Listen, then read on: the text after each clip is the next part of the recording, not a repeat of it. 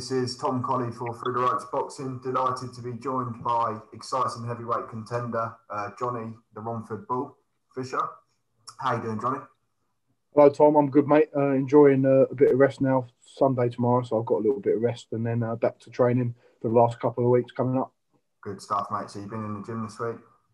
Yeah. Was in the gym this morning, actually. Done some sprints and I've done my physio. And now it's time to rest because one thing I've learned from being a pro for a very short time I have been, rest is probably more important than the actual training if you're training properly. Absolutely. So I understand, Johnny, you've recently completed a university degree in history at Exeter. Is that right? Yeah, that's right. I've done a history degree. Studied the Russian Revolution mainly, a bit on the bombing campaign of Germany in 1944 to 45. So I really enjoyed it at Exeter. It was really good fun. Nice. And you played rugby as well? Yeah, played rugby at Exeter. A good level with some good guys. A few of them are going to go on to play for Exeter Chiefs. A few of the boys I was playing with are now breaking into that Exeter Chiefs team. They're obviously Premiership champions, so nice. It's great that I play with people at that high level. It's good. So you're obviously set to make your professional debut on the Matchroom show on the 20th of February. How did that come about in terms of, deciding to go for the professional boxing as a full-time career? Yeah, so I was obviously finished my degree and then I went to work with my dad and help him during lockdown. So he started selling meat during lockdown. We've done all different things with cheese before, but obviously all the restaurants and pubs closed. So we started selling meat to houses door to door. And from there, still in contact with Sam Jones, and he just said, listen, we'd like you to turn professional with us. When you're ready, tell me and we'll go. And I thought, I can't let the opportunity pass up. It's a good sort of dead end sort of time. I just finished university. No jobs were really about because of the virus. Everyone was stuck at home. So I thought I've got to go and give it a good chance while I've got a good opportunity to do so. Good stuff. And I understand, obviously, the potential is definitely there. Out of 10 amateur fights, I think you won 9 by first round knockout. Is that right?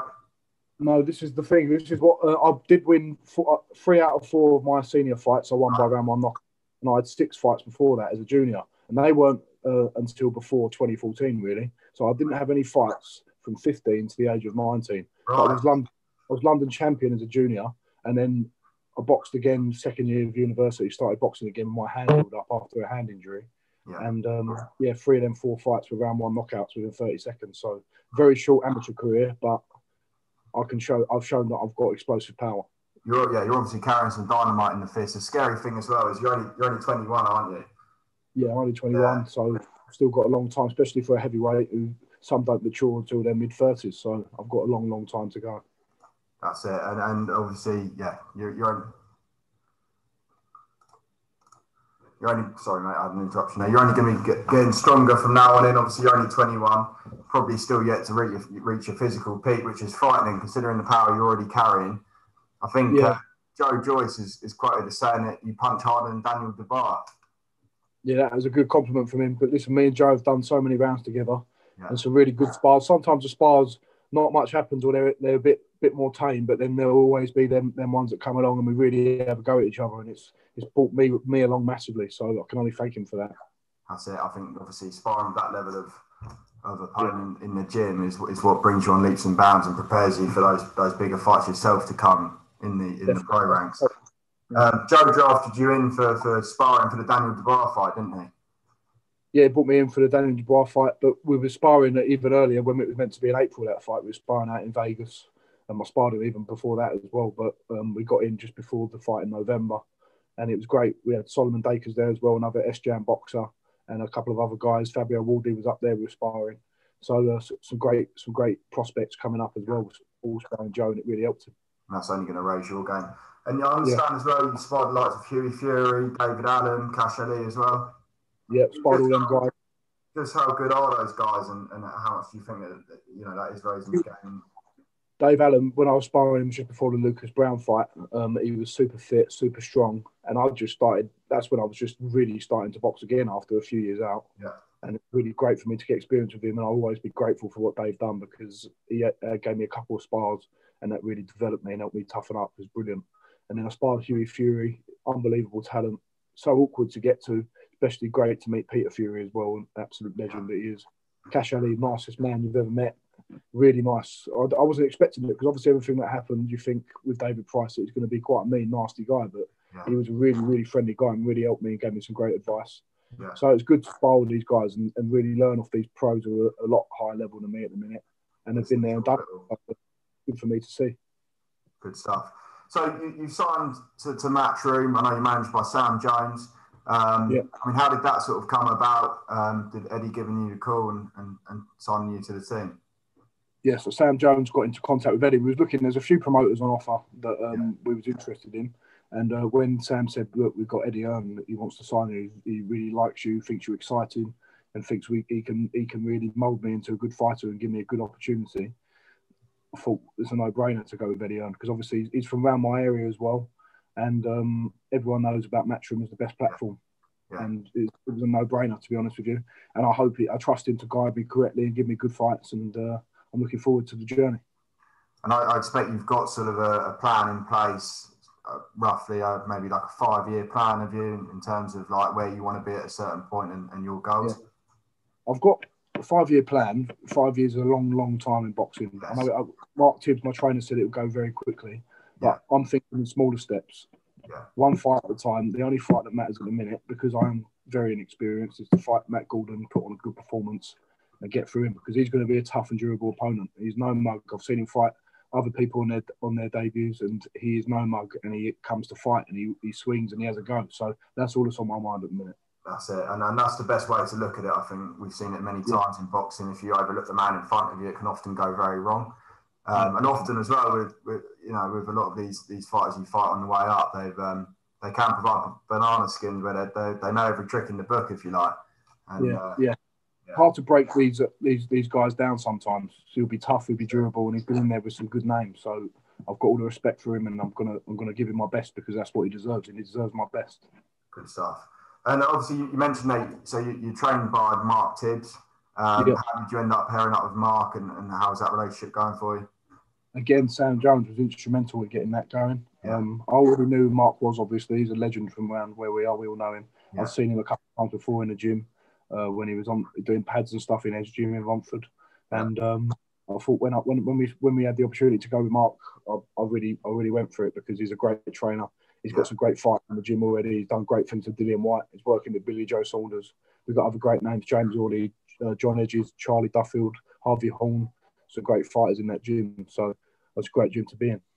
Definitely. And what's it like being in the gym once those fighters? You mentioned like Billy Joe Saunders. They've been there and done it. Won world titles. Yeah. I mean, how much does that sort of rub off on you? Do they give you any advice when you're there? Billy Joe gave me some great advice the other week, actually, and he was watching me spar. He said, John, even in these short format fights, he tells Louis Evanson, who he manages, you've got to nick your breathers every now and then. You don't go 100 miles an hour the whole way through a 3 round fights, which whether it be 4 rounds, 6 rounds, 8 rounds, 10 rounds, 12 rounds. You've got to really pace yourself, because when you need to go, you need to fight and you need to unload, you've got the energy then to do it. If you do it all the time, then you're going to have nothing left in reserve for when you need to dig deep. And that was a great bit of advice, and I sparred really well that day as well. And I think that can be the difference as well, isn't it? Turning over from the amateur ranks, obviously in the pros, as you progress your career and you fight in the longer round fights, obviously you've got to learn to pace yourself a bit better than in the amateurs, if where it's 3 rounds and it's just a case of steamrolling a lot of people. The main thing. So obviously, just wanted to sort of get your thoughts on how far do your aspirations go in the sport. I mean, are you looking at, obviously it's one step at a time, I know that, but how far do your aspirations go in your dreams? Yeah, listen, it's going to be, it's a very, very tough sport, and I know how hard it's going to be to get to the top. But listen, I want to get to the top. That's, if you're in boxing or anything I do in life, you want to get to the top of the mountain. But one fight at a time. If I get to an English title, I'll be very, very, very happy. British title, amazing. But European and world honours is what every boxer, especially in the heavyweights, you want to be aiming for, because anything's possible in the heavyweight division. If you've got power in both hands, you can really go for it. So that's what you've got to do. That's it, and that's the best mindset to have. Obviously, as well, I just want to get your thoughts on some upcoming fights or potential clashes. You know Joe very well, Joe Joyce. How do you see the fight with him and Alexander Usyk going if that fight gets made? Yeah, Joyce Usyk is a great fight. I think Joe Joyce is just too strong and his work rate will be too high. I saw Usyk, who's a great fighter, obviously, fantastic fighter, brilliant fighter. when he fought. Hang on, someone's ringing me. That's all right, mate. Hang on, I'm back. I think Joyce's work rate would be too high, and I think it will be a late stoppage or a points victory for Joe. That's how I see it going. He's matured and he's in. Sorry, mate, it keeps cutting out. Someone's ringing. All right. So thanks for that one. The other one as well, Johnny, the big one, of course, if it does finally get made, if the Tyson Fury versus Anthony Joshua fight gets made, how do you see that one going? Fury, AJ, listen, they're both great champions. They're proven to be the top two boys in the division. Both great fighters. I think I do edge towards Tyson Fury. I'm a Tyson Fury fan, but I think he's the top. He's beat the man. He's the man who beat the man in Vladimir Klitschko, and he's beat Deontay Wilder twice after coming back. And I think he's got that edge, but I'm not writing Anthony Joshua off because he's a great champion and he's shown he can come back as well. Yeah. So I think Fury, but that doesn't mean I don't think Joshua can win. That's it. I think that's a lot of people have similar views. Like different opinions on that one, but ultimately they're both fantastic fighters. Could go either way. Finally, Johnny, before I let you go, I appreciate you coming on. Do you have a message for the fans for your debut on the 20th? What they can expect to see from you? Listen, I'm young and I've got a lot of potential. I'm looking forward to putting on a show, and the aim is to get a good, spectacular win. But whatever has to happen, if I have to adapt, I will. And it'll be the start of a journey into getting where I need to go. Great stuff. But Johnny Fisher, thank you very much for speaking to Free Boxing today. It's been great to have you on, mate. All the best with your debut on the 20th. Thanks a lot, Tom. Speak to you soon, mate. Cheers. Bye. Bye.